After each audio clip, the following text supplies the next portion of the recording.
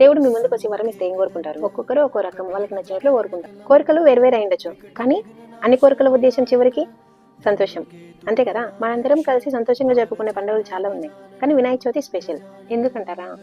నీ వాన పడింది, చేనికి పోయి బురద తెచ్చుకొని ట్రాక్టర్ చేసుకున్నామా అని ఎంతమంది మీరు చిన్నప్పుడు ఆడుకున్నారు? Mostly 90s early 20s kids అందరూ ఆడుకునే ఉంటారు. వర్షం పడిన ప్రతిసారి వినాయక చవితి జరిగేది మా వీధిలో. ఎలాగంటారా? ఇలా చిన్నపిల్లలు మట్టి వినాయకుని చేసుకొని ఆడుకునేవాళ్ళు. అది కాస్త పెద్దలు ఒక్కొక్కరు కలిసి ఘనంగా చేయడం మొదలుపెట్టారు. అలా ఒక కమిటీని ఏర్పడింది. అదే మన నులకలపేట వీర గణపతి యూత్ అసోసియేషన్. కులమత భేదాలు లేకుండా, చిన్న పెద్ద తేడా లేకుండా అందరూ కలిసి ఎలాంటి కఠిన నియమాలు లేకుండా ఎవరికి వచ్చినట్లు వాళ్ళు పూజలు ప్రసాదాలు చేస్తూ డాన్స్లు వేస్తూ సంతోషంగా జరుపుకునే పండుగ మన వినాయక చవితి. మీరందరూ కూడా సంతోషంగా జరుపుకున్నారని అనుకుంటున్నాం. ఆయన ఆశీస్సులు మనందరి మీద ఉండాలని కోరుకుంటున్నాం. మేము ఎంత ఘనంగా వినాయక చవితి జరుపుకున్నామో ఫుల్ లాగ్స్లో పోస్ట్ చేశాను, చూడండి.